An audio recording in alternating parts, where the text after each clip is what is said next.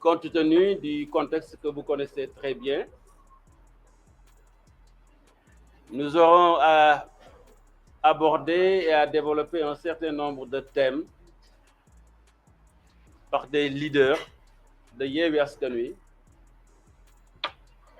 Nous ne sommes pas nombreux aujourd'hui à prendre la parole. Je commencerai par le président Déthié Fall, après à Maître Ngagne Demba Touré, suivra Madame la présidente Aïda Mbodj, après Cheikh Tidiane Dièye, suivra le ministre Moustapha Guirassy, et viendra après M. Birame Souleye Diop, qui est le président du groupe parlementaire de Yewwi Askan Wi, après Madame Maïmouna Bousso, M. Cheikh Tidiane Youm, qui est le secrétaire général du PUR, et moi-même, je conclurai. Voilà donc le format que nous proposons aujourd'hui. Ceci étant dit, je passe la parole au président Déthié Fall.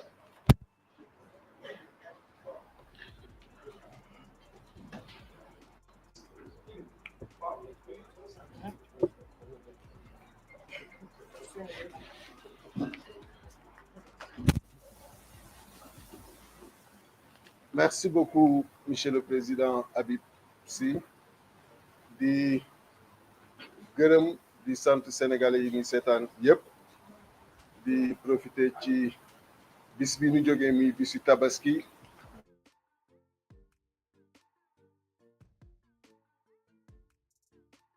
di leen balu ak ñaan suñu borom lii suñu mbébét ci Sénégal mu may ñu mottali ko ak jàmm. mu wax ni du def 3e mandat mu indi émotion bu bare ci biir Sénégal mais loolu ñuy wax rek au niveau de Yewwi Askan Wi que mënoo renoncer li nga xam ni amoo ci droit ñu duñu yàgg wax mooy amul droit ci 3e mandat. donc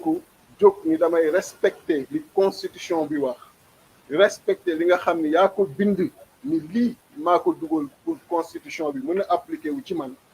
donc loolu boo ko defee acte bu ñuy constater la ensuite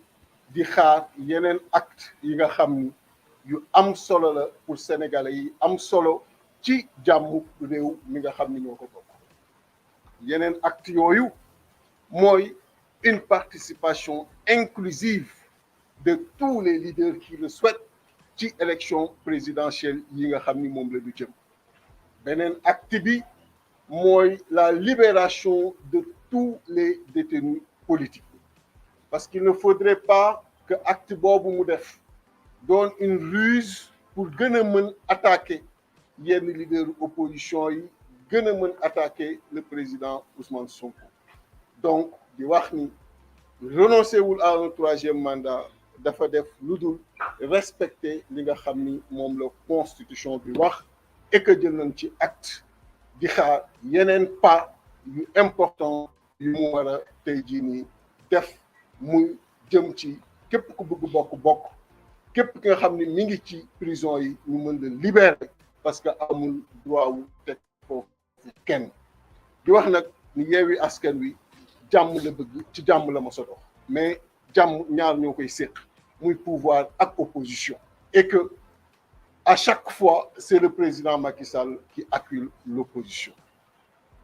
donc dire très rapidement que nous avons entendu hier le président de la République Macky Sall dire qu'il renonce à un 3e mandat auquel en réalité il n'a pas droit parce qu'il faudrait renoncer à quelque chose dont on a droit mais il nous a toujours dit que c'est lui-même qui a introduit ces dispositions de la Constitution pour se l'appliquer. Donc si aujourd'hui il se conforme à ce que la Constitution lui impose, on ne peut que prendre acte et attendre de lui d'autres pas allant dans le sens de la pacification de l'espace public, de la pacification de l'espace politique. Et ces pas, nous les connaissons tous. D'abord, l'organisation d'élections libres et transparentes, mais également d'élections inclusives qui permettra à chaque citoyen qui le souhaite et à chaque citoyenne qui le souhaite de pouvoir briguer le suffrage des Sénégalais. Mais également libérer tous les détenus politiques. Ils sont nombreux dans les prisons. Et leur seul tort, c'est de se mobiliser, de s'être mobilisés contre ces forfaitures, contre ces violences qui ne proviennent de nulle part, qui ne proviennent nulle part qu'au niveau du régime actuel, au niveau du président de la République, Macky Sall. Donc, il ne faudrait pas que l'acte qu'il a posé hier soit une ruse pour davantage s'attaquer à l'opposition, pour davantage isoler les leaders de l'opposition, pour davantage isoler Ousmane Sonko. C'est pour cette raison que nous demandons à tout un chacun de rester vigilant et mobilisé. Et nous avons pris acte de cette décision qui n'est rien d'autre qu'une réponse qui était attendue de lui en tant que chef de l'État, à savoir respecter les dispositions de la Constitution, cette Constitution qui a clairement dit que nul ne peut faire plus de 2 mandats consécutifs. Et par conséquent, ce qui est attendu de lui, c'est l'organisation d'élections libres et transparentes, mais également d'élections inclusives. Je vous remercie. Merci, Président Déthié. Président,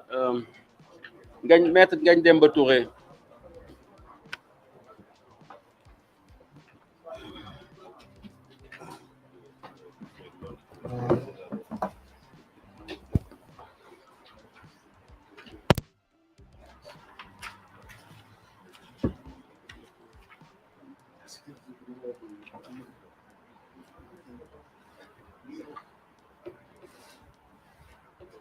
asalaamaaleykum mbooloo mi maa ngi nuyu sénégalais yi ñuy suivre ci biir réew mi ak ci bitim réew bi di ñaan yàlla ci tabaski bi ñu jógee mu jéggal ñu suñuy bàkkaar nangul ñu suñuy jaamu yàlla te wasaare xéwal jàmm ci réew mi. démb nag le chef de l'État, le président de la République Macky Sall s'est livré à un exercice bi mu livré wu nag mun nañ ko xayma ci ñetti point parce que naam li ëppaloon solo askanu Sénégal mooy mu leeral leen ba xam moom dafay bokk ci élection présidentielle oui ou non donte nekkul woon pour war ko wax parce que constitution bi wax na ko ba pare. Mais loolu bu ngeen seetaanee déclaration am di ngeen gis ne 18e wala 19e minute la ko doog a waxee loolu am na lu ko jiitu te am na lu ci tegu ndax dégg nañ ko mu ne du mus a transiger avec les fossoyeurs de la République loolu mooy ay termes am loolu il faut que ñu taxaw ci. dégg nañ ko aussi mu ne dina veiller à l'exécution stricte des décisions de justice loolu aussi bëgg nañ ci taxaw waxtaan ak sénégalais yi. li nga xam ne moo jëm ci 3e candidature bi nga xam ne sénégalais yi ñu ngi ko ci doon xaar te yàgg manifester fépp par tous les moyens que d'accorduñ ci li muy signifier globalement ñett la. bi si jiitu mooy askanu Sénégal moo am ndam bu fekkee am na ko am ndam askan wi moo réaffirmé par tous les moyens nag à sa disposition que d'accordul du 3e candidature et que pare na pour lépp pour loolu bañ am ci réew mi ndax nag bu kenn gëmloo sénégalais yi ne bi Macky Sall doon faluwaat en 2019 ak li mu def ci 2e mandat am bi yëpp ci répression ci brutalité ci emprisonnement ci torture ci tentative d'élimination et de liquidation d'adversaires politiques li ñu fi daj ci coono yëpp mu yàqal ko image am à l'international mu tax sénégalais yi gën a jéppi son mode de gouvernance loolu yëpp da koo defoon en connaissance de cause ne moom du dem élection présidentielle c'est pas possible ku mu leer ne benn mandat moo la dese di nga fexe rafetal sa dem kon nag li am nekkul décision boo xam ne bu yàgg la ko yàggoon a gëm yàggoon na am ay velléité ay volonté pour 3e mandat mais sénégalais yi ñoo ko barré la route par tous les moyens loolu il faut mu leer bi ci tegu mooy dafa am ay sénégalais yu génn ne dañu demoon ci benn dialogue boo xam ne ñëpp xam nañ ne moyen la woon rek pour légitimer ay deal politique ñu génn ne ñoom démb seen victoire la parce que ñoom ñoo def dialogue ak président Macky Sall ñaan ko ci njëkk pour loolu mën a am d'abord loolu honte la ci démocratie dem leen France dem leen États-Unis dem leen Belgique dem leen dëkk ci àdduna bi yëpp yi nga xam ne am na limitation des mandats ban chef d'état foofu mooy nekk ci dernier mandat am askanam opposant am dem war ko ñaan njëkk di sukk di jébbalu pour moom mu bañ a présenté wu loolu amul ci benn réew bu muy am donc loolu un opposant politique bu koy wax rek day natt ban esprit ban état d'esprit la am par rapport ak démocratie ak république mais li ci gën a garaaw mooy loolu dëppoowul ak dëgg ndax bu ngeen xoolee rapport de synthèse bu commission politique bu dialogue national bi nga xam ne lu ñu bind la ci point 5 bi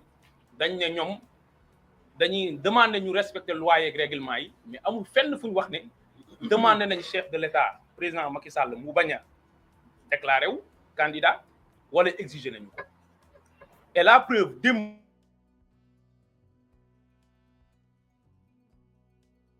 Sall bu nekk candidat kon c'est sa décision personnelle te nee na defu ko si benn pression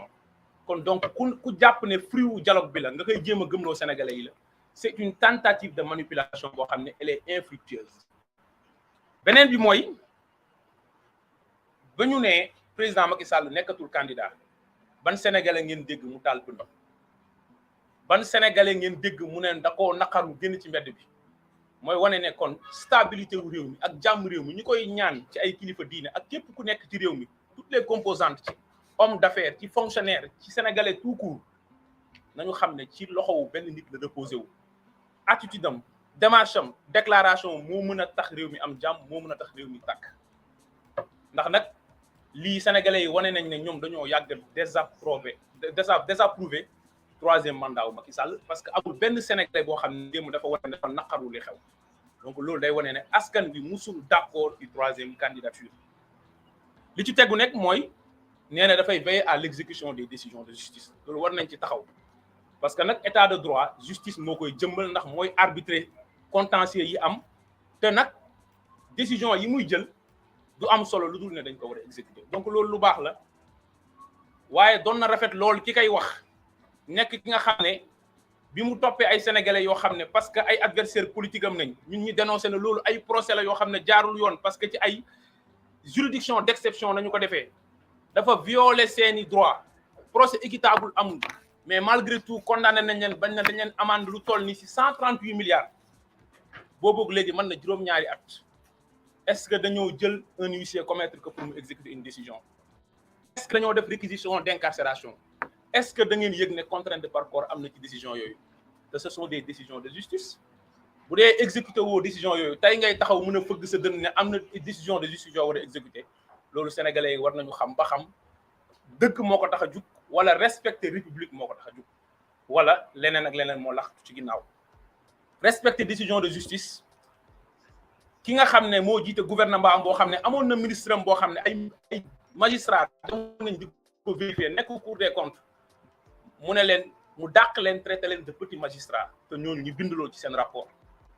kooku mooy taxaw tey di clamer ne dafay respecter l'exécution des décisions de justice respecter exécution décision de justice yi boo koy def da nga koy def pour tous les citoyens ñu taxaw ci benn affaire décision de justice ban portée la am parce que nag Sénégal depuis 1977 ak benn loi boo xam ne 2000 nañ ko voté woon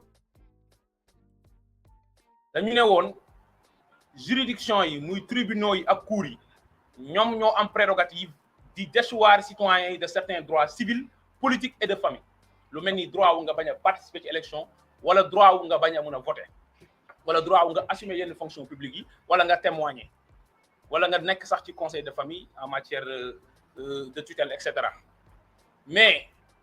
kañ nañu dugal ci code électoral au Sénégal ne léegi bu ñu la condamné à une peine avec sursis pour 6 mois rek ñu la nit ki dootul bokkati ci élection donc ñàkk a bokku ay candidats ci élection présidentielle notamment Ousmane Sonko c'est pas une décision de justice parce que aucune décision de justice n'a prononcé l'inéligibilité du président Ousmane Sonko c'est une conséquence tirée par une loi électorale unique boo xam ne teguñu ko ci yoon loolu bëgg nañu aussi ñu attirer ci attention wu sénégalais yi ndax nag soo demee ba da nga def sa benn dialogue grâce mooy lan grâce mooy président moo baal nit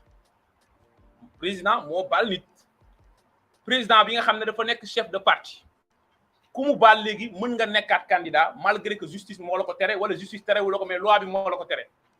kon président ku bokk ci parti am bu defoon crime bi gën a rëy ci Sénégal rey ay nit def ay crime de masse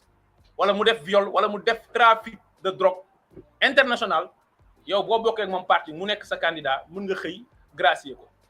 moo tax conclusion dialogue bi c'est pas une conclusion pour la paix et la stabilité nationale parce que li fa nekk ci ay loi xam nañ ne baaxul ci intérêt général réew mi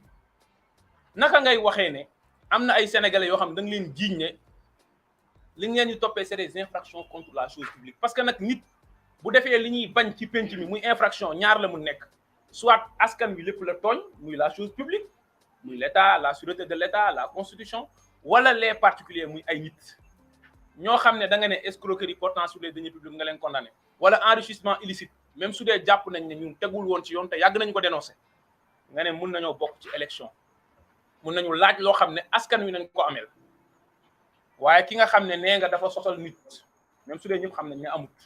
ki nga xam ne nee nga dafa foowee nit nga ne ñaari infraction yi mooy tax du mën a bokk ci élection présidentielle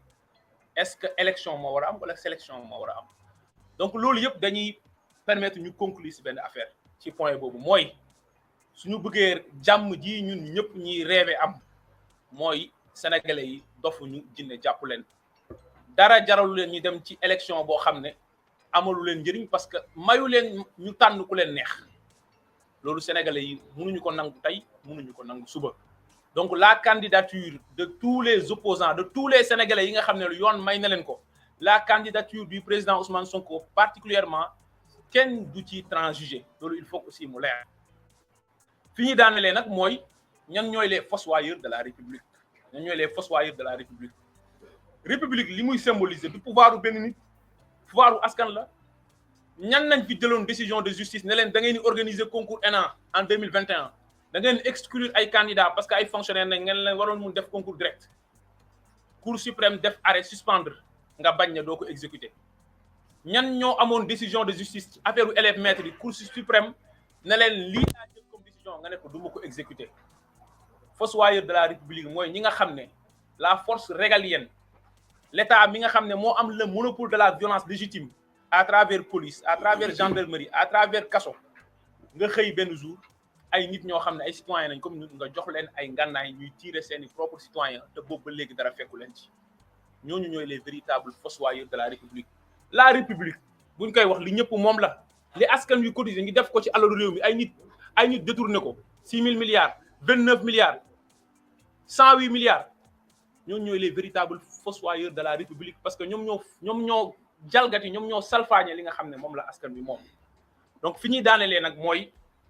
dégg nañu ko à peine voilé muy woote dialogue boo xam ne mun na tendre la main à tous les sénégalais yi mun nañoo nangu loolu pour jàmm mais encore une fois Pastef du participer ci dialogue boo xam ne dafay am le couteau à la gorge Macky Sall su bëggee waxtaan ak yeneen frange de l'opposition xam na lu mu war a dindi xam na lu mu war a teggi loolu moo tax ñiy continuer di exiger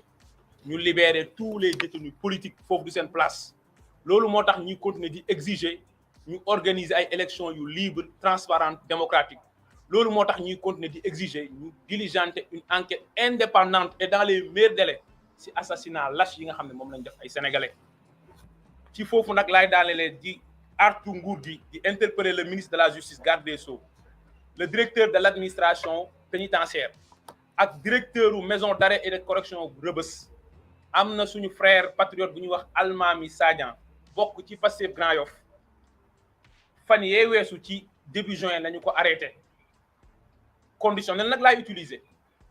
am na ñu mu duggoon noonu kaso nee nañu gisatuñu ko nee nañu il aurait été torturé ou battu à mort au moment où nous parlons famille wër nañ dans toutes les structures hospitalières ci morgue yëpp gisuñu ko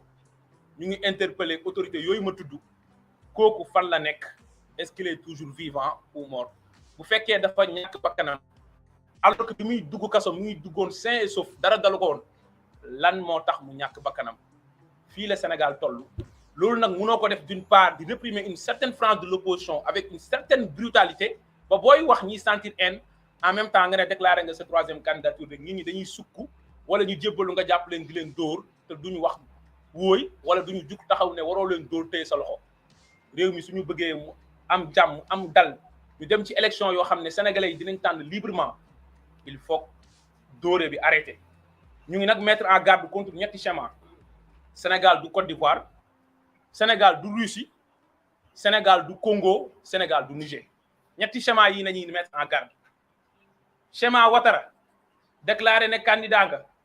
ut sa beneen nit bu bokk sa camp jékki-jékki kooku xamul lu ko dal nga jékki-jékki ne yow génnaat nga ci loolu ñu ngi mettre en garde contre loolu ñu ngi mettre en garde contre le schéma Congo avec Joseph Kabila déclaré ne yow nekkoo candidat di réprimer une certaine frange de la population mu jur ay troubles graves à l'ordre public mu justifier nga maintenir au pouvoir pour 2 ans ou 3 ans on met en garde contre ce schéma. Le troisième schéma mooy on met en garde contre le schéma du Congo ou de la Russie Poutine Medvedev wala Niger Bazoum ak ki nga xam ne mooy Mouhamadou Issoufou mooy ne yow bokkatoo waaye organiser nga élection boo xam ne yow yaa tànnal askan wi seen njiit forcé leen ne kii moo leen jiite par A ou B loolu jàpp naa ni sénégalais yi duñ ko nangu tey duñ ko nangu suba maa ngi leen jégalu ci guddal bi wasalaamaaleykum. Merci Ngagne Demba, Madame la Présidente Aïda Mbodj, après Cheikh Tidiane Dièye.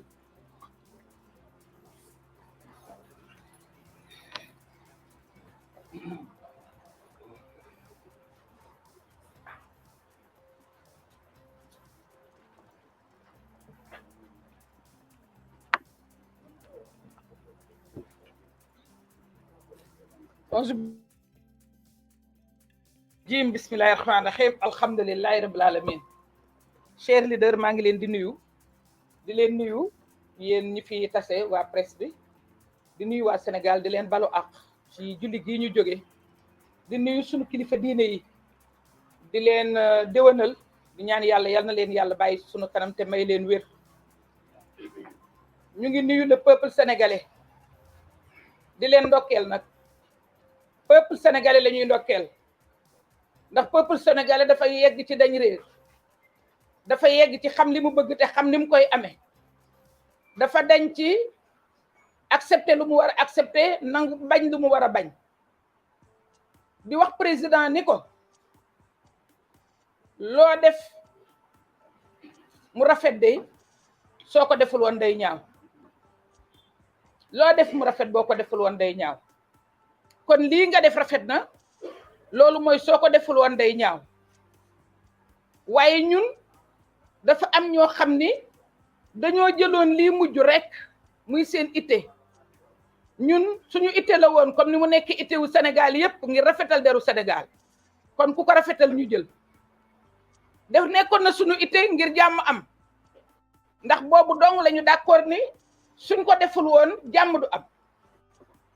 kilifa diine yi nangu koog ñun dégluñu ci itam peuple bi ànd ceeg ñun doxal ko itam waaye nag ñun yamuñu woon ci loolu 2012 ba nagane dafa am luñ doon xeex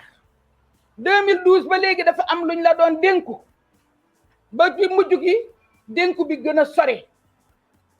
moo di dañ ñu woon président ba nga toogee ba léegi justice bi yemale woo ko te dafa war a yem kumba am ndey ak kumba amul ndey moo fi war a jóge dañu ni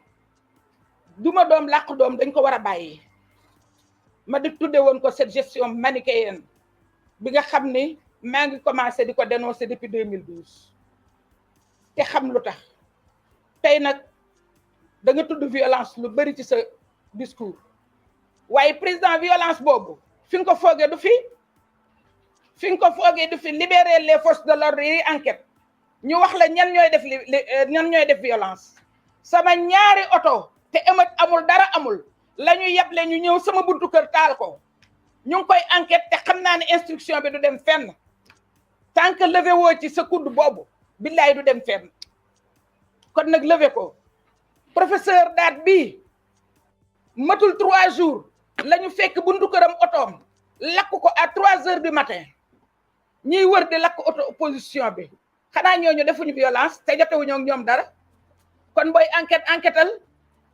parce que nag da ngay enquête ñuy enquête da ngay gëstu ñuy gëstu dinañ la jox ay éléments de preuve waaye ñu ne dinañ wut ay éléments de preuve moo tax duñu noppi dinañ la wax ne la bu fi wax di yem continuer di enquête situer les responsabilités d'accord nañ ci waaye bu justice bi jéng parce que justice bi bu jéngee rek musiba am 3e mandat bii nga bañ mu lakk dëkk bi ba tax nga surseoir ko ba nit ñi mën la gërëm ci loolu 3e mandat bi am na lu ko gën a garaaw mooy justice bu justul musiba naaru laay la te justice baa ngi ñuy bëgg a indil problème ndax président da nga tudd ay ñi la précédé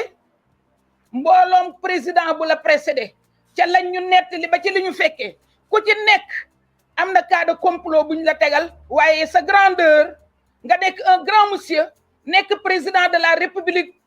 de tout le Sénégal nga jukkal suñu borom mooy tax ba ku ci indi complot parce que de tout le temps day am des esprits tordus yoo xam ne dañu lu neex la chef ñuy def ay complot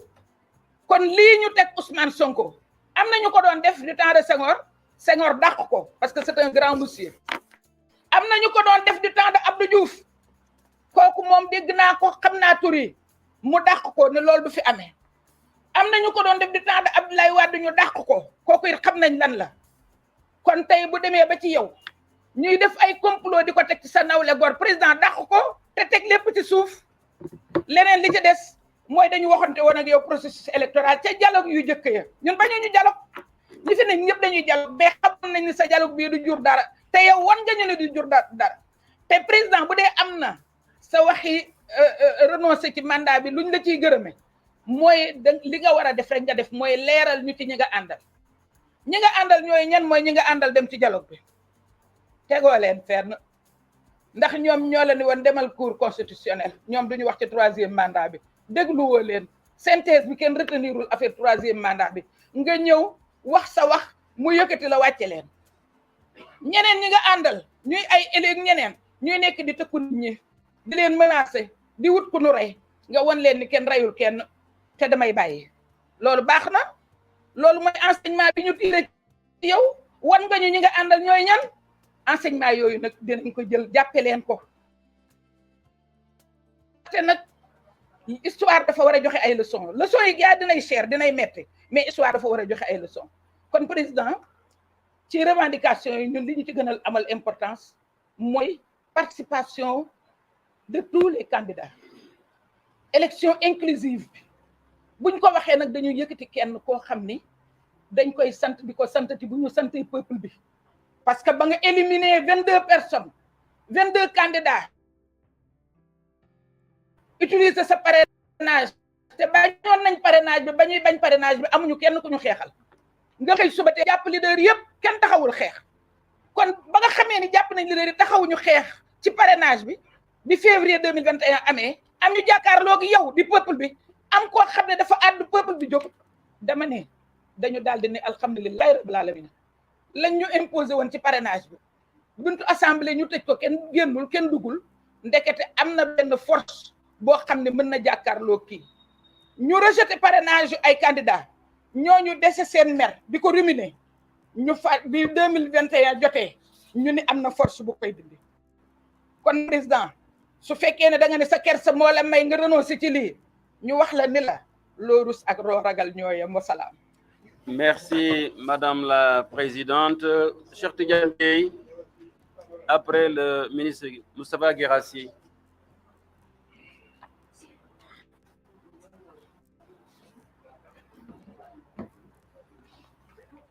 Asalaamaaleykum mbokki Sénégal maa ngi leen di nuyu di ziar di tàmbali massawu ak jaal askan wi yëpp di jaal ci ñi ñàkk seen bakkan ci xew-xew yi fi jóge di massawu ñi ñu tëj ci kaso yi di massawu ñi nga xam ni gaañu nañu nekk ci hôpitaux yi sentiment bi nga xam ni moom laa am yëg-yëg bi nga xam ni moom laa am bi ma ko dégloo moom président Macky Sall mooy am xol bu jeex mooy am déception mooy wax quel gâchis parce que mu wér ni li mu wax démb bu ko waxoon ñetti at ca gannaaw code d'honneur bi mu wax démb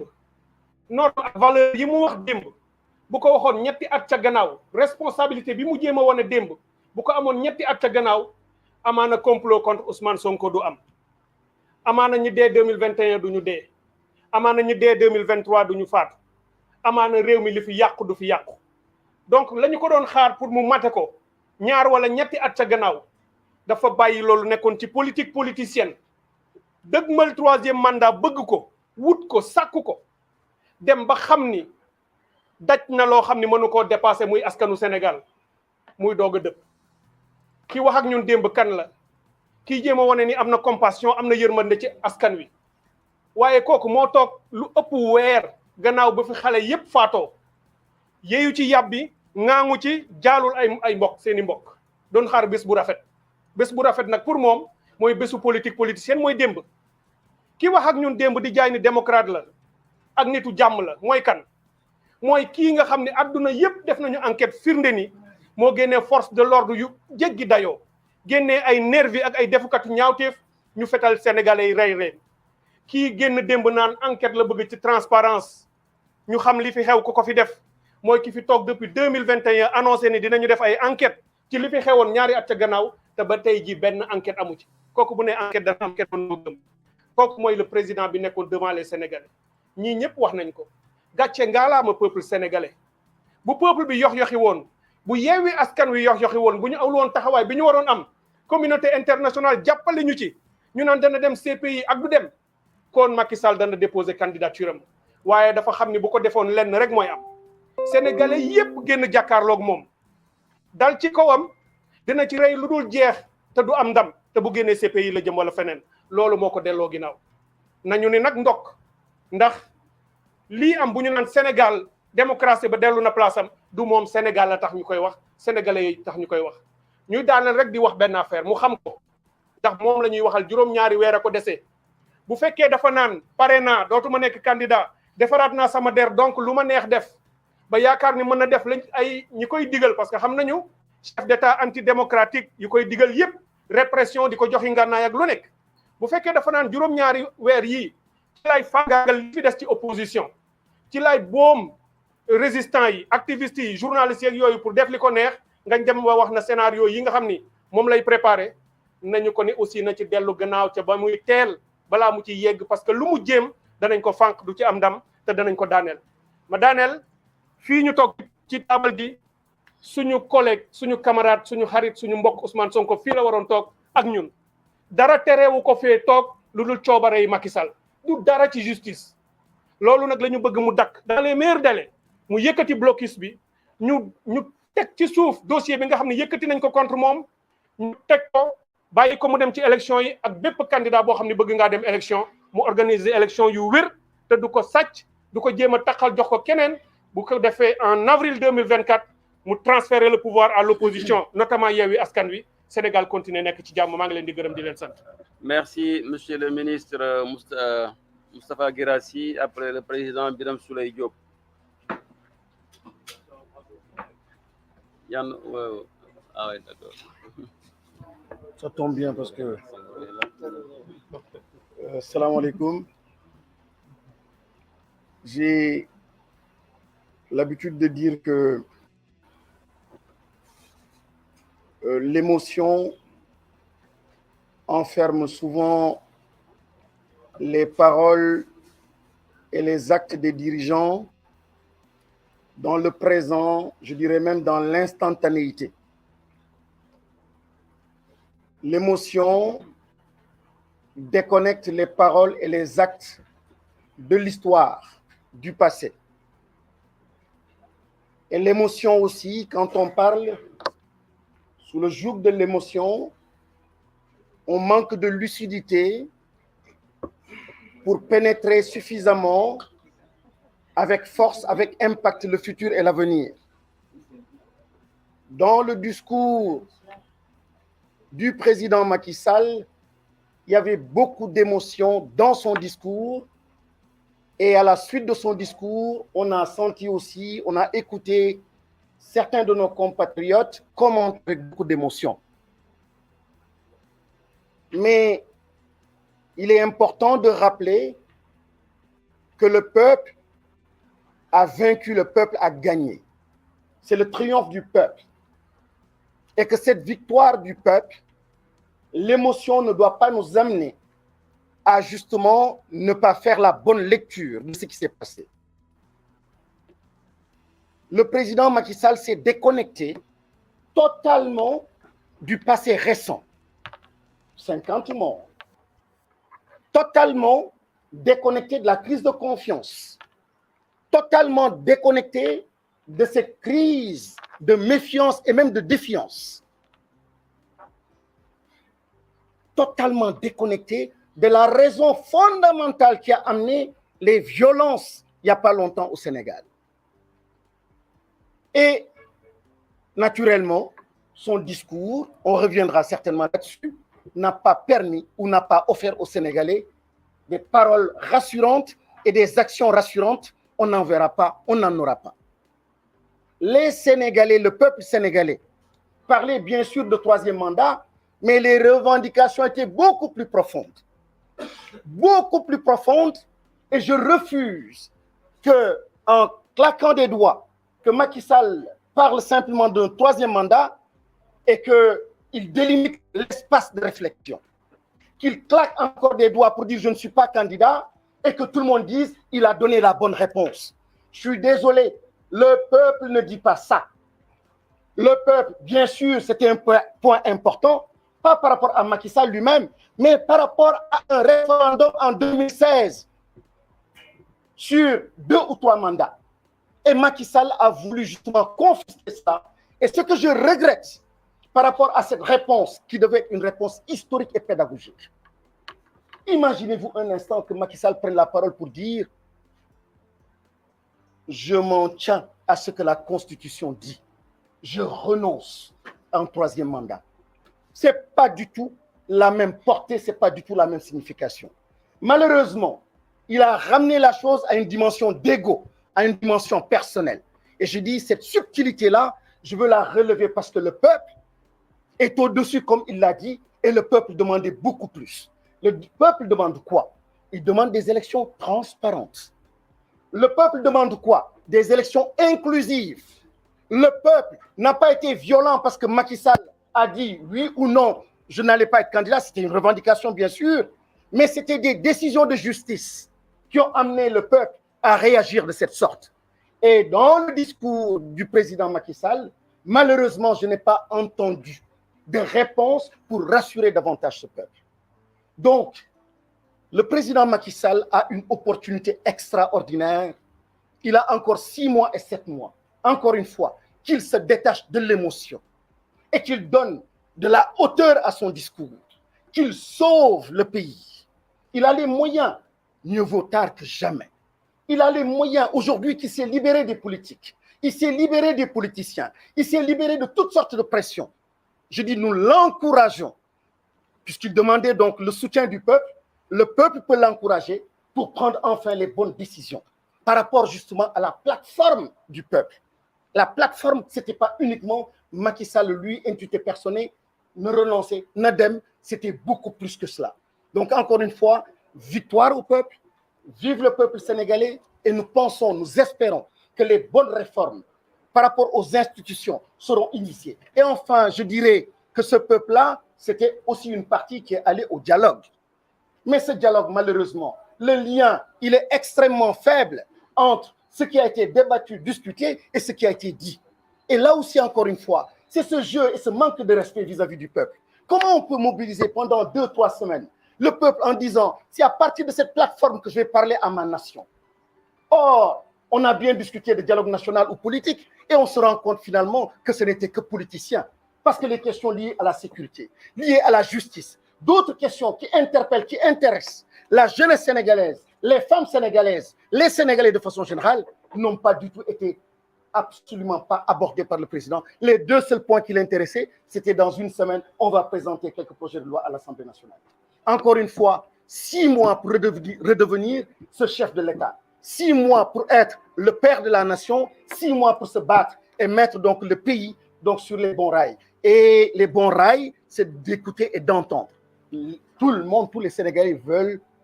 Ousmane Sonko comme candidat à l'élection présidentielle. Et ça, ne pas l'entendre,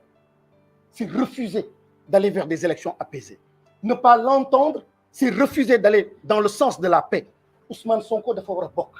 Je vous remercie. Merci bien. Monsieur le Président Birame Souleye Diop, après Madame Maïmouna Bousso.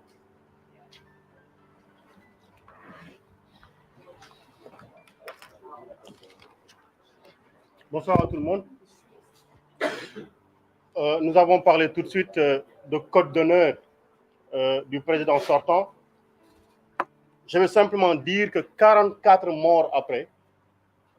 650 détenus après, 3 ans après, énormément de miliciens après, les FDS qui tirent sur le peuple après tout ceci, il vient nous dire qu'il n'a plus envie d'être candidat. Mais sachez que c'est absolument faux. Il n'a pas décidé, lui, volontairement, de ne pas être candidat. C'est le peuple. Nous n'avons jamais cessé de le rappeler. La souveraineté appartient au peuple et le peuple a décidé. Il a compris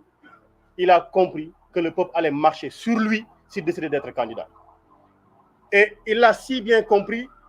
qu'aujourd'hui, dans sa manipulation, il est en train de dire: vous là qui étiez prêts à manifester, à dire vous serez dans la rue, vous aviez deux seules choses qui pouvaient vous mobiliser.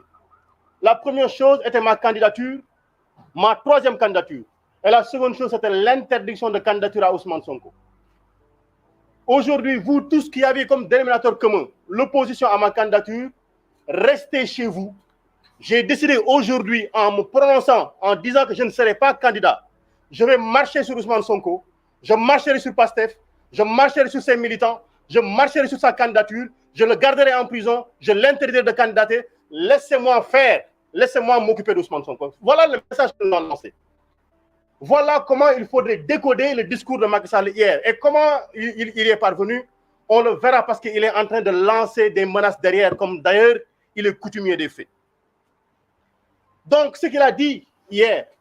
mais est d'une extraordinaire banalité, parce que je ne suis pas candidat, il savait très bien et pertinemment que la Constitution le lui interdisait. Et je dis, pour ceux qui ont décidé de lui faire confiance, mais gardez-vous de totalement lui faire confiance, parce que comme il a été dit tout à l'heure par Ngagne Demba Touré, il garde sous son coude 3 cartes, 3 coups qu'il peut nous faire au dernier moment. Et j'avertis les prochains candidats de l'APR, évitez de manger chez lui, évitez de boire son eau, il est capable de vous empoisonner et de dire, comme nous n'avons plus de candidats, je reviens, et de le faire à la Ouattara. Prenez garde, je parle de Amadouba, de Aly Ngouille Ndiaye et de tous ceux-là qui ont été cités, faites bien attention. Si vous n'arrivez pas à gainer votre bouche d'invulnérabilité, ne mangez pas chez lui. Mais je dis une chose, il n'est pas candidat et Dakar dort. Comprenez ce que je suis en train de dire. Il n'est pas candidat et Dakar est en train de dormir. Ça veut dire que le fait qu'il ne soit pas candidat n'intéresse aucun de ses souteneurs. Mais qu'ils disent qu'Ousmane Sonko ne sera pas candidat, Dakar ne dormira plus. Qu'ils disent qu'Ousmane Sonko ne sera pas candidat, le Sénégal ne dormira plus. Et il faudra qu'ils le comprennent. Donc tout ceci n'est en rien une déclinaison du dialogue politique. En rien, il faut qu'on le comprenne.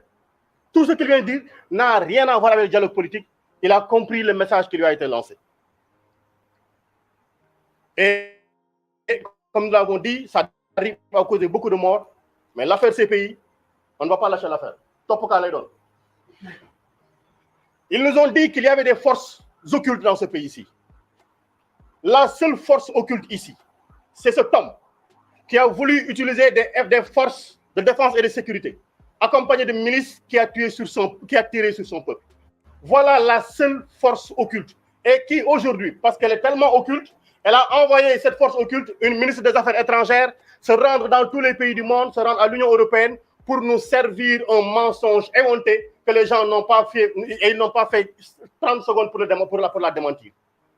Force occulte. Il a dit les forces de défense et de sécurité ont tiré. Mais voilà, vous là qui êtes force de défense et de sécurité, on vous a donné la possibilité de tirer, vous avez tiré avec des balles réelles sur le peuple. Et aujourd'hui, on vous jette en pâture, on vous jette en charogne. C'est un avertissement qui vous est lancé. C'est un avertissement qui vous est lancé. Aujourd'hui, Moi, Biram Souleye Diop, parlant sur cette table, auguste table, invité de la conférence des leaders, j'ai dit la candidature du président Ousmane Sonko est une demande politique, est une demande du peuple. Elle ne dépendra aucunement d'un complot politique ou un complot judiciaire. Ousmane Sonko sera candidat. Nous battrons campagne avec lui. Il présentera son programme. Et si notre souhait, le bon Dieu l'accepte, il sera le président en 2024. Nous l'avons entendu faire ces menaces. Mais nous rappelons simplement que nous n'avons que faire de ces menaces. Nous n'avons que faire de ces menaces. Il n'a que 3 choses. La prison, la mort, la carrière. Il ne peut détruire que cela. Et ceux qui sont morts ne sont pas plus dignes que nous. Ceux qui sont en prison ne sont pas d'une fierté moindre que la nôtre. Et nos carrières, nous n'avons qu'en faire. Nous sommes des citoyens simples qui voulons lutter pour la démocratie. Et c'est l'occasion pour nous de rappeler que les exigences face à ce qu'il est en train de nous proposer, c'est que nous, on ne dialoguera pas avec un pistolet dans la bouche. Parce qu'avec un pistolet dans la bouche, on ne prononce pas des consonnes. On ne prononce pas des syllabes. On ne peut prononcer que des voyelles. Oui, oui, oui. Avec un pistolet dans la bouche, on ne peut pas dire non. Donc, on ne négociera pas avec un pistolet dans la bouche. Et ce qu'on lui dit, une condition, parce que nous ne sommes pas hermétiquement fermés au dialogue. Nous l'avons toujours dit. Et je rappelle encore que Ousmane Sonko avait bien dit en 2021, sorti de la gendarmerie, qu'il ne pouvait pas accepter. Aucun leader de la coalition Yewwi Askan Wi ne pouvait accepter qu'on interdise à Macky Sall de terminer son mandat tranquillement. Accompagnons-le pour qu'il termine tranquillement son mandat. S'il se décide à respecter ceci, le dédommagement des victimes, une enquête indépendante contre les crimes qui ont été commis, la libération de l'intégralité des détenus politiques, l'arrêt de l'instrumentalisation de la justice. Nous avons vu avant-hier le ministre de la Justice commenter une décision de justice alors qu'elle n'est pas terminée. Et aujourd'hui, j'appelle l'Union des magistrats du Sénégal. Elle s'est offusquée par les jours passés, par les mois passés, que des hommes politiques aient commenté des décisions de justice. Il faudrait qu'elle se lève pour nous dire est-ce qu'elle est d'accord que le ministre de la Justice commente une décision de justice. Aujourd'hui donc, nous voulons au-delà de tout ceci, que les barrières qui sont devant chez Ousmane Sonko soient enlevées totalement et intégralement, qu'il puisse marcher tranquillement, vaquer à ses occupations et nous-mêmes aller lui rendre visite tranquillement sans voir des hommes en tenue où c'est écrit police nationale. Des élections transparentes, inclusives et apaisées.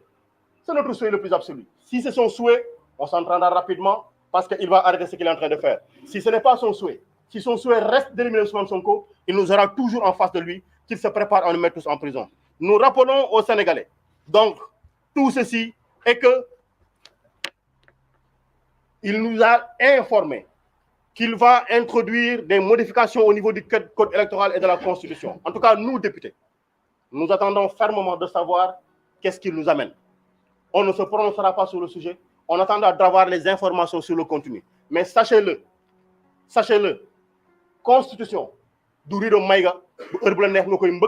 la Constitution, ce n'est pas le rideau d'un bar qu'on heurte à tout moment, qu'on soulève à tout moment et qu'on rabaisse à tout moment. Voilà la conclusion. Merci beaucoup. Merci, Madame Maïmouna Bousso. Après, Cheikh Tidiane Youm.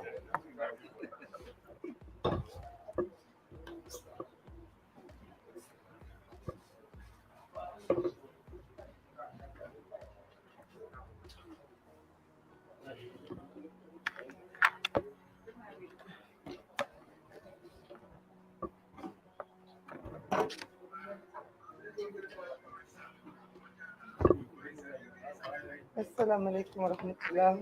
Bonsoir tout le monde. Par la suite de mes collègues qui ont suffisamment répondu sur le discours du président Macky Sall d'hier, j'aimerais tout simplement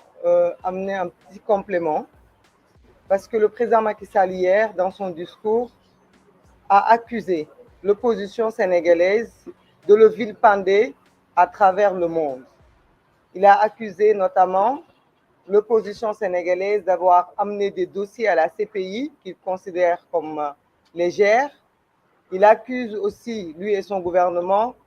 les plaintes déposées par Juan Branco de choses sans fondement et qui n'auront pas de suite.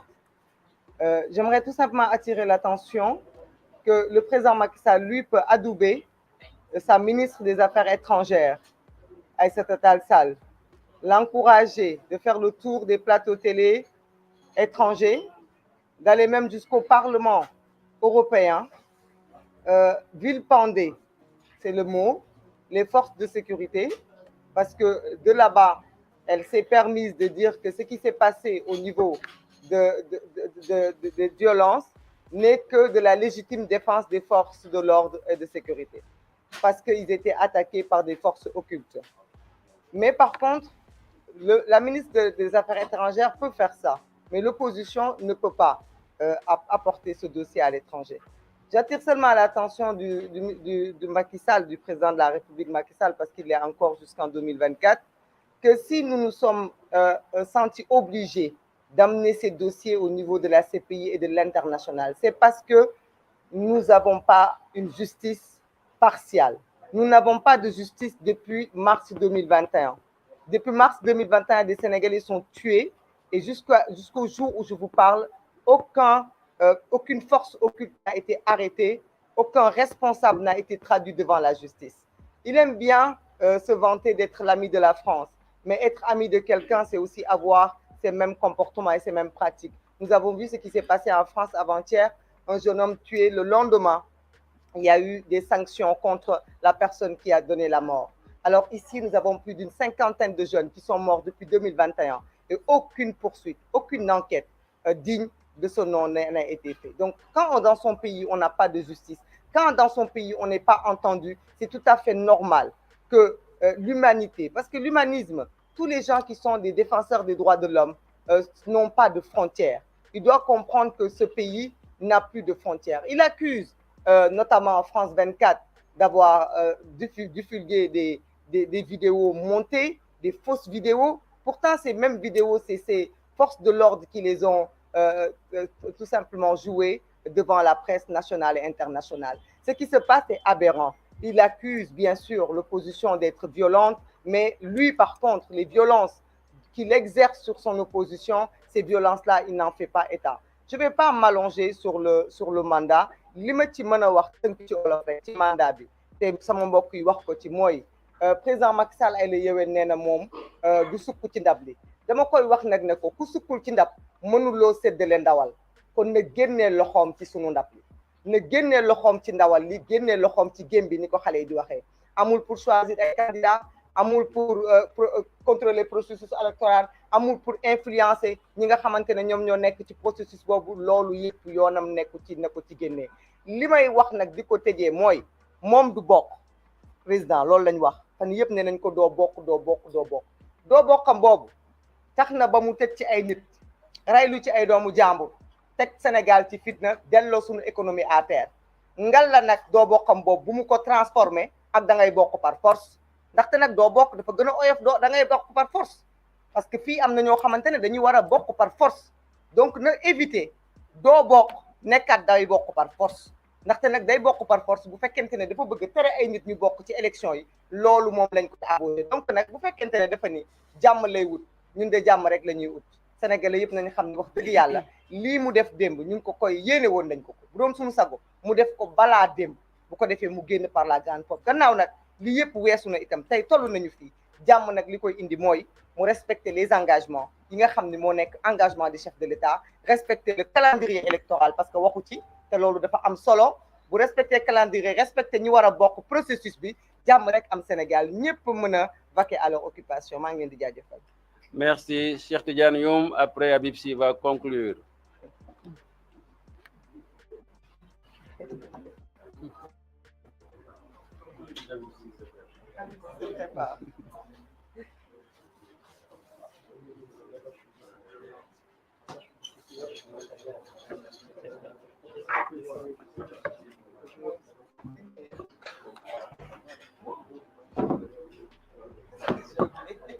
ñu ngi leen di nuyu suñu mbokk journalistes yi comme ni ko sama prédécesseur yi waxee conférence de presse su tey bi dafa nekk conférence de presse bu am solo waaye balaa ñuy sori ci wax ji dama jàpp ni ñi nga xam ne ni Macky Sall daf leen tëj ñu leen di woowee les détenus politiques waruñu leen fàtte ñooñu ñu ngi leen di wax ne leen war nañu am satisfaction ci taxawaay bi ñu am bi tax ñu tëj leen parce que boobu taxawaay contribué na ci pression bi nga xam ne ni moo tax ba le président de la République Macky Sall changé avis jël beneen décision donc du ñu leen fàtte tenez bon Inch'Allah yàggatul bientôt vous serez tous dehors auprès de vos familles et je dirais tout ça pour ça pendant presque 2 ans le président de la République Macky Sall a tenu en haleine le peuple sénégalais avec un mutisme légendaire un silence expressif et dès ce matin nous avons constaté que une certaine presse glorifiait déjà l'acte qu'il a posé, considérant que le président de la République, Macky Sall, était un homme d'État, était un grand homme, un démocrate, quelqu'un qui veut la paix. Mais ñiy wax loolu xanaa dañu fàtte li nga xam ne nii moo fi am depuis depuis les élections de 2019. bundu xataal askan bi teg leen coono leader politique yi mu teg leen pression ñi mul tëj leen askanu Sénégal amatul jàmm ba li ci mujj mooy tabaski bi gis ngeen coono bi sénégalais yi di dund ndax coono bi nga xam ne ni moom le président de la République Macky Sall teg donc li mu def démb wax ni du nekk candidat lors des prochaines élections présidentielles de 2024 nous prenons acte mais nous restons très vigilants parce que am na ay cas de figure yoo xam ne ni ñi ma jiitu wax nañ ko donc loolu nañ ci bàyyi xel xam ne c'est un très grand joueur waaye lii nga xam ne ni moom la ci nguur gi war a jàng te certains politiques wax ci jàng moo di politique nekkatul ay naxaate politique nekkatul njuuj njaaj politique nekkatul ay deal politique nekkatul ay compromission sénégalais yi yeewu nañ xam nañ lan mooy politique xam nañ kii défendre seen intérêt ak kii défendrul seen intérêt donc ñi nga xam ne ni dañu yaakaar ne politique ay deal ay njuuj njaaj la nax nañu seen bopp xam nañ ne sénégalais yi loolu dootul am politique bi nga xam ne ni moom la askan bi bëgg mooy politique bi basé ci éthique basé ci transparence basé ci respect loo wax boo dee njiit nga respecté ko bu fekkee ne am na loo gëm muy principe bu ñu doon dagg sa baat ci principe boobu ngay taxaw askan bi nangootul ay vecteurs sociaux wala ay kilifa diine yu ñuy compal ñuy taxaw di yàq wala di défendre l'indéfendable am loo xam ne nii mënatul ne askan bi xam na ko askan bi dana taxaw continuer de teg pression te fi may daanele mooy fi nga xamante ne nii moom le président de la République Macky Sall tax bokk na li tax mu changer avis et il a envoyé un signal très fort à ceux qui sont à ses côtés pour wax leen ne leen yéen ñi nga xam ne ni da ngeen bëggoon ma mbëkk mur bi yéen ñi nga xam ne ni da ngeen bëggoon ma taal Sénégal yéen ñi ma doon wax gëmmal te dóor yéen ñi ma doon wax xoolal te dóor fi mu nekk nii xam nga lu ma tal jël samay bagage balaa dëkk bi di tàkk balaa sama lépp di des waaye nag na xam ne lii mu def na xam ne lii mu occasionné depuis 2021 depuis 2019 sax laay wax bu ñu ko falee ba léegi il faut ñu teg ci suñu baaraam présidence de la République maître Juan Branco wax na ko commandé na ay armes lu musul am ci Sénégal la présidence selon maître Juan Branco a commandé des armes yooyu dégg nañ Pape Alé Niang li mu ci wax barke démb ay nervi lañ ko jox nervi yooyu téye ko utiliser ko rey ci ay sénégalais communauté internationale bokk na ci lu leen gën a alerter loolu ci la le dossier de la CPI bu ñu jàpp ni rek c'est lu ay caaxaan la président de la République su changer avis c'est parce que la pression elle était forte aussi bien au niveau national qu'au niveau international donc nag su ñëwee def une banalité ne man damay respecter constitution bi nga xamante ne ni man maa ko changé woon loolu jarul ñu ko ci tàccu c'est une banalité on prend acte waaye nekk lu extraordinaire waroon na ko wax depuis très longtemps bu ko waxoon ñii fi dee du ñu dee bu ko waxoon ñii fi ñàkk seeni matériel en termes de marchandises du am waaye moom moo choisir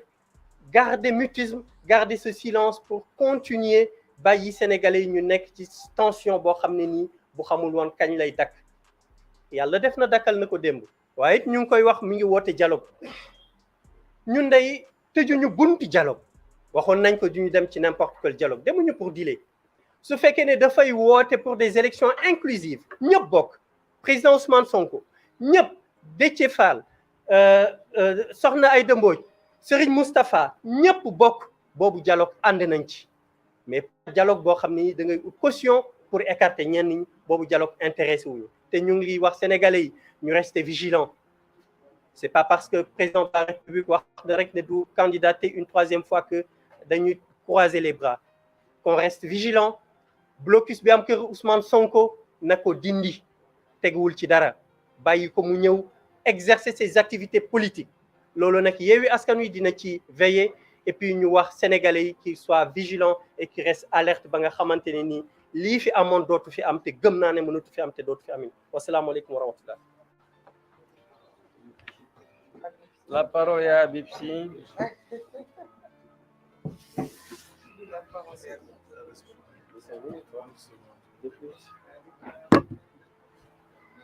Pardon, doyen. maa ngi nuyuwaat waa Sénégal yëpp di am mbégte ci daje bi nga xam ne dajawaat nañ ko tey ma fas yéene bi sama yenn leader yi waxee ba pare ma am lu ma ci yokk tuuti rek ni ko ñëpp waxee li fi xew démb président Macky Sall ne du laaj ñetteeli mandat am ñoo xam ne dañ ko ci tàccu ma ne waaw loo xam ne lii yow dañ laa abaloon dañ laa dénkoon nga ñëw di delloo waay loolu ana la ca tàccoog fox la mu war a def rek la def mooy charte réew mi moo waxoon loolu te xëy na bëggeewu ko woon noonu waaye askan wi taxaw nañu Yewwi Askan Wi taxaw nañu àdduna taxaw nañu mu xam ne la mu bëggoon a ñaay constitution charte réew mi mënul am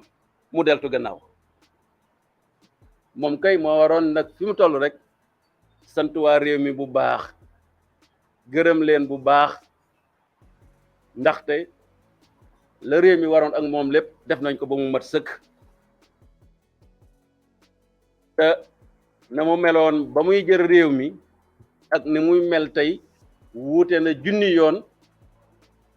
ndaxte dégg naa ko mu naan kuy def politique waroo am alal waane moom de nee nañu bi muy ñëw am na juróom-ñetti milliards te at mu jot réew mi danañ ko jox lu tolloo ci juróom-ñetti milliards ba fukk ci gafakam goo xam ne kii laajuñ ko nan la koy defee nu ko neex mu defee kooku war naa sant réew mi bu baax li may wax nag xëy na mën na leen a jaaxal bu jógee ci ku mel ne Habib Sy bi mu waxee ba pare dañ ne réew mi dal na du noonu de dalagut de il faut faire très attention ndaxte dalu réew mi ci moom ci jamono ji mi ngi nekkoon ci ñeenti ponk yu gàcc ci loosam bi ci njëkk mooy Karim Wade mi nga xam ne woon moom dafa jaaroon ci justice def loo leen lu ko neex ba génne ko mënul nekk candidat nu muy def ba Karim bokk mu jaaroon ci justice xañ ko réglé na ko ci politique beneen bi moo doon Khalifa Ababacar Sall mu jaar ci justice xañ ko ak yelleefam ba mënatu la bokk ci élection mu ne nan lay def ba loolu ma teggi ko mu réglé ko ci politique. beneen bi mooy ñetteelu mandat bi nga xam ne coow la woon ñaar ci ëpp solo la bokk. bu ngeen xoolee ci dialogue ba ñoom waxuñu ci sax dañ ne nañ ko yóbbu ca conseil constitutionnel kenn waxu ci de li mu wax nii du dialogue moo ko réglé de donc mu nekkoon problème droit justice mais tey mu réglé ko problème politique taxaw wax ak sénégalais yi ne defatuma sama ñetteelu mandat. beneen bi ci des nag di ali kallaj ji mooy Ousmane Sonko la grande équation te moom moo fexe ba Ousmane Sonko li mu nekk tey mu nekk ci instrumentaliser justice defal ko ñaari procès xam nañ ne ministre mënu koo të ñu indi affaire Sweet Beauté ñu li nga xam ne moom lañ doon tuumal Ousmane ñu teggi ko ni li ndaw si doon wax dara amu ci mais mu instrumentaliser justice instrumentaliser ko ba tey ñuy njort ne Ousmane Sonko dana nekk candidat wala du nekk candidat. Voilà le problème aujourd'hui, c'est ça le problème central, la candidature d'Ousmane Sonko. te xam na nu muy def pour régler ko pour réew mi dal xam na ko na mu def ba régler ñett ñi mu des benn bii tëwu ko bu fekkee ne bëgg na jàmm ci réew mi bu bëggee fekkee ne bëgg na réew mi dal parce que erreur bi Macky Sall yi di def dafay yaakaar ne moom day attaquer la personne d'Ousmane Sonko. Non, essayer d'empêcher Ousmane Sonko mu nekk candidat mooy essayer empêcher ay millions de jeunes sénégalais et africains ñu nekk candidat te waxoon naa ko fii danaa ko waxat mënul am, c'est impossible. Monsieur le Président, jëlal sa responsabilité nga régler ce problème. ñii wax nañ ko ñu fi jaar léegi ñun mosuñoo tëju, jamais de la vie on n'a jamais été tëju fermé. Même bu ngeen seetloo avril bi mu ñu invité wax nañ ko ci lettre bi nga xam ne moom lañ ko bind ne ko da ngay poser ay actes yoo xam ne yi wane na ne da nga bëgg a jàmm ci réew mi bu boobaa boo ñu invité 4 avril ñu ñëw. mais mën loo fab lu toll ci juróom benn téeméeri xale yoo xam ne defuñ dara nga tëj leen ci kaso bi di bundu xotal Ousmane Sonko ñun buñ bëggee manifester nga aaye ñu ko dañu sànni ay lacrymogène di jàpp suñu leader di tëj kaso ba pare nañu ñëw leen topp sama gannaaw. Impossible, mënul am, impossible. te foofu la ñu toll tey ñun jafewuñu de ñun jafewuñu Ousmane Sonko jafewul Sénégal ñëpp ko bëggal jàmm mais ndey mbilli gi kay mooy Macky Sall. C'est à lui de faire en sorte que lii nga xam ne def na ko tey te am ñu ko ciy bakk mu bañ koo gàkkal te gàkkal bi bu fekkee ne mi ngi toog ci yoon wi li ko kenn waxee léegi ne il faut que ma faagaagal Ousmane Sonko la mu defoon lépp dara daanu ci suuf. ñun nous ne sommes pas des rancuniers. Ousmane Sonko wax na ko budul benn du ñaar duñ ay du rancunier dañoo bëgg Macky Sall mu toog ba ayam jeex mu buub ay kaakem dem ci jàmm Sénégal nekk ci jàmm ñu continuer nekk ci jàmm mais nag am na loo xam ne lii bu ko bëggee def du sotti moo tax ma wax leen ne yaakaar naa ne dal bi ñuy wax am na ci réew mi xañ na démb am na barki démb ba suba dara am mais bu continuer def lii nga xam ne moom la ñuy def ñun waa askan wi parce que lu mu def Ousmane Sonko ñun la ko def te da ko def des millions de jeunes on ne peut garantir de rien parce que personne ne maîtrise les jeunes. C'est ça la vérité. mag ñi dañuy wax ne ñaar moo yàq ndaje ñaar da koy yàq ki wartu bokk ñu dugal ko ci foo ko fekk day yàqum ndaje ki war a bokk nga ne na génn foo ko fekk day yàqum ndaje moom la ñuy wax inclusivité te Ousmane Sonko dafa war a bokk bu bokkul ndaje mi yàqu ñun duñ ko yàq sax mais projet bi nga xam ne moom la xale yi téye xale yi si ñoo di xale yi c'est pas la personne de Ousmane Sonko ñoom ñoo ne projet la ñoom ñoo ne idée la waaye ngir yàlla seen projet boobu nag ñoom duñ seetaan kenn di leen ko yàqal il faut que Macky Sall xel mi xaw a del si tuuti mu xam ne sax bon gaynde gu doon nelaw la mais fii mu nekk rocc nañ bëñ yi c'est ça la vérité yeewoo ci gaynde gu yeewoo ci nelaw ñu rocc say bëñ loo fi waxati moom réew mi kenn dootu la déglu alors pour dire que au Sénégal la stabilité du pays, il faut faire très attention. Depuis que le président Macky Sall a fait son message hier, beaucoup sont enthousiasmés, considérant que désormais il y a la stabilité parce que la question centrale, principale, c'était la troisième candidature. Non, il faut faire très attention. Il y a 4 équations que Macky Sall devrait résoudre pour qu'il y ait la paix et la stabilité dans ce pays. La première équation, c'était le cas de Karim Wade, qu'il avait écarté par l'instrumentalisation de la justice. Mais aujourd'hui, compte tenu de la nature du pouvoir, qui est un pouvoir présidentiel, il l'a réglé de façon politique. La deuxième équation pour la stabilité, c'était le cas de Khalifa Sall, qu'il avait écarté aussi par l'instrumentalisation de la justice. Aujourd'hui, il l'a réglé par le biais de la politique.